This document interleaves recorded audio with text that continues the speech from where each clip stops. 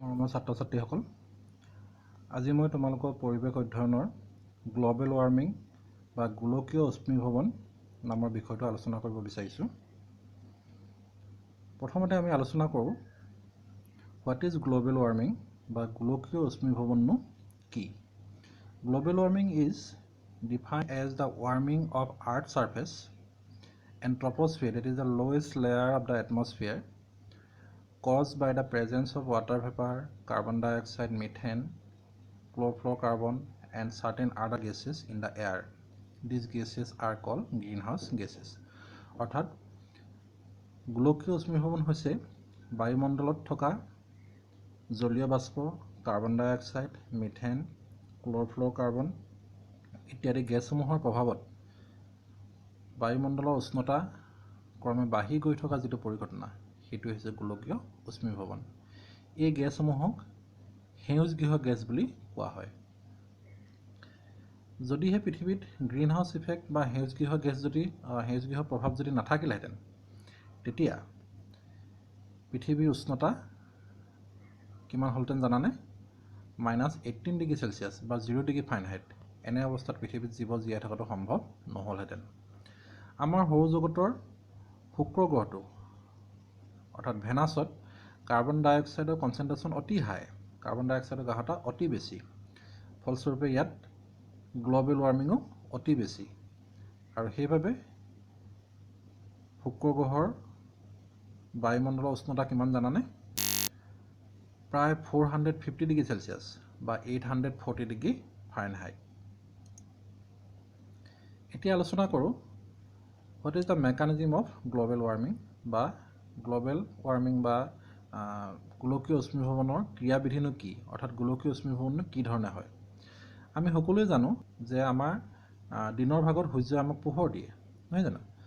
সূৰ্যৰ পোহৰৰ যি ভিজিবল লাইট বা দৃশ্যমান পোহৰ আৰু UV লাইট বা অতিবেঙুনী ৰশ্মি, এই অংশ দুটা সহজতে পৃথিৱীৰ বায়ুমণ্ডল পাৰ হৈ পৃথিৱী পৃষ্ঠ পায়হি, আৰু ইহঁতক পৃথিৱী পৃষ্ঠই আৰু পৃষ্ঠত থকা বিভিন্ন গছ গছনি, ঘৰ দুৱাৰ ইত্যাদিয়ে শোষণ কৰে।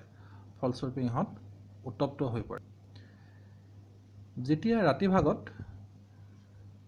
পৃথিৱী পৃষ্ঠখন চেঁচা হয়, তেতিয়া ইহঁতে শোষণ কৰা পোহৰ শক্তিৰ এটা ইনফ্ৰাৰেড বা IR ৰশ্মি হিচাপে প্ৰতিফলিত কৰে,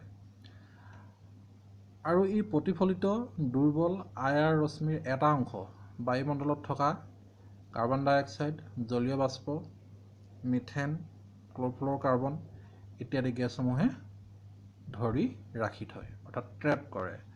ফলস্বৰূপে কি হয়? পৃথিৱীৰ বায়ুমণ্ডল উত্তপ্ত হৈ পৰে। এই পৰিঘটনাটোৱে হৈছে গ্ল'বেল ৱাৰ্মিং। ইয়াক গ্ৰীণ হাউচ এফেক্ট বা সেউজগৃহ প্ৰভাৱ বুলিও কোৱা হয়।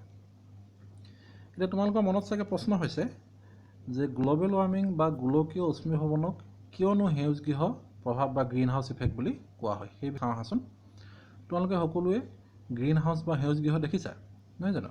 আমাৰ নাৰ্চাৰীবোৰত বা কৃষি কৰ্মত বিভিন্ন ধৰণৰ উদ্ভিদ বা ফুলৰ নেচাৰেল গ্ৰ' হ'বৰ কাৰণে সেউজগৃহ ইউজ কৰা হয়, নহয় জানো? সেউজগৃহ এটাত যেতিয়া দিনৰ ভাগত সূৰ্যৰ পোহৰ পৰিলে ইয়াৰ গ্লাছৰ পৃষ্ঠখনেদি ভিতৰলৈ সূৰ্যৰ পোহৰ সোমাই যায়। ফলস্বৰূপে ইয়াৰ ভিতৰ ভাগ উত্তপ্ত হৈ থাকে, আৰু যেতিয়া ৰাতি ইয়াৰ বাহিৰ ভাগ যেতিয়া চেঁচা হ'লেও কিন্তু ইয়াৰ ভিতৰ ভাগ গৰম হৈ থাকে। কিয় গৰম হয় জানানে? কাৰণ এই গ্লাছৰ যিখন পৃষ্ঠ, সেউজগৃহৰ গ্লাছৰ যিখন পৃষ্ঠ, সেই পৃষ্ঠখনে ইয়াৰ ভিতৰৰ পৰা আমাৰ যি সূৰ্যৰ পোহৰৰ শক্তি, সেই শক্তি বাহিৰ হৈ যাবলৈ নিদিয়ে। সেইবাবে উইণ্টাৰ ছিজন বা শীতকালতো গ্ৰীণ হাউচ এটাৰ ভিতৰখন উত্তপ্ত হৈ থাকে। শীতকালতো ইয়াৰ ভিতৰত সহজতে আমাৰ বিভিন্ন ফ্লাৱাৰ বা বিভিন্ন আমাৰ উদ্ভিদবিলাকৰ নেচাৰেল গ্ৰ' হ'বৰ কাৰণে সুবিধা হয়। এতিয়া এই সেউজ গৃহটোত যি ধৰণৰ মেকানিজম হয় ঠিক একেধৰণে আমাৰ বায়ুমণ্ডলত থকা গেছসমূহেও সেই একেটা মেকানিজমৰ জৰিয়তে আমাৰ বায়ুমণ্ডলখনক উত্তপ্ত কৰি ৰাখে। সেইবাবে এই গ্ল'বেল ৱাৰ্মিং পৰিঘটনাটোকো কি বুলি কোৱা হয়? গ্ৰীণ হাউচ ইফেক্ট বুলি কোৱা হয়। ধৰিব পাৰিছে চাগে? এতিয়া আমি আলোচনা কৰোঁ what are the impacts of greenhouse effect, অৰ্থাৎ সেউজ গৃহ প্ৰভাৱসমূহনো কি কি? এই সেউজ গৃহ প্ৰভাৱ বা গ্ল'বেল ৱাৰ্মিঙৰ কাৰণে আমাৰ গ্লেচিয়াৰবোৰ মেল্ট হ'ব পাৰে।